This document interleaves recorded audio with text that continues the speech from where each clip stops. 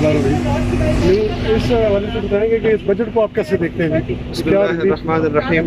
देखिए, बजट के हवाले से कल हफीज शेख का तज्जिया आपने खुद सुना होगा, देखा होगा जो उन्होंने जारी किया। आप ने ये भी देखा होगा कि उन्होंने कहा कि हमें GDP जो है वो शायद हमारी मनफी 0.4 पे हो, और जब उनको हुकूमत मिल रही थी तो 5.8 भी थी।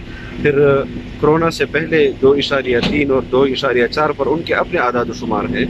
तो आप समझ सकते हैं कि कितनी नाअहली और नालायकी है कि आज भी वो कोरोना के पीछे छुपने की कोशिश कर रहे हैं। कोरोना का मसला पूरी दुनिया को दरपेश है, अल्लाह ताला तमाम इंसानियत को उससे महफूज रखे। लेकिन आप अगर इस हुकूमत को जिस महाज पर भी देखेंगे, चाहे वो खारजी महाज पर हो तो कश्मीर के मसले के लिए उनकी तरफ से क्या इकदाम हुए, हम पूरी कौम ने उनका साथ दिया। हम बदतरीन अपोजिशन होने के साथ साथ कश्मीर इशू पर उनके पीछे खड़े हो गए, और तमाम इदारों को हमने मुकम्मल यकीन दहानी का यकीन दिलाया।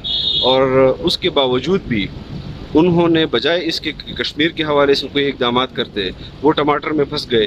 फिर टमाटर के बहरान से निकले नहीं कि फिर चीनी में फंस गए, चीनी से निकले नहीं कि आटे में फंस गए, अब आटे से निकले नहीं हैं कि पेट्रोल में फंस गए। अब सुना है कि 1-2 दिन से दवाइयों का बहरान भी सर उठाने लगा है। तो मैं समझता हूँ कि इनको खुद इस मुल्क पर, अगर ये अपने आप को पाकिस्तानी समझते हैं, हुब्बुल वतन समझते हैं, तो इनको बस खुद मुस्ताफ़ी हो जाना चाहिए, और इनको इस मुल्क को अवाम के हकीकी नुमाइंदों के हवाले करना चाहिए। हम समझते हैं कि हम अपना किरदार अदा करते रहे हैं, इन 2 सालों में भी करते रहे हैं, और आइंदा भी करेंगे इंशाअल्लाह, जब तक हम मुकम्मल तौर पर अपने मुल्क की सियासत को, मुल्क की इक्तिसादियात को, मुल्क की मईशत को, और अपनी खारजा पॉलिसी को और दाखिला पॉलिसी को आज़ाद नहीं कर लेते, हम अपनी सियासी जद्दोजहद जारी रखें। Thank you sir.